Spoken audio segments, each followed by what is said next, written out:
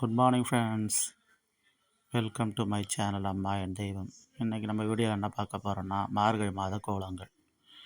இன்று மங்களகரமான சோபக்கிருத வருடம் மார்கழி மாதம் 20ஆம் நாள் 5/1/2024 இன்று வெள்ளிக்கிழமை.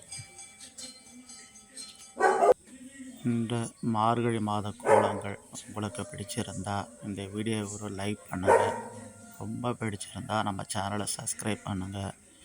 உங்கள் நண்பர்களுக்கும் ஷேர் பண்ணுங்கள். மறக்காமல் கமெண்ட்ஸ் பண்ணுங்கள்.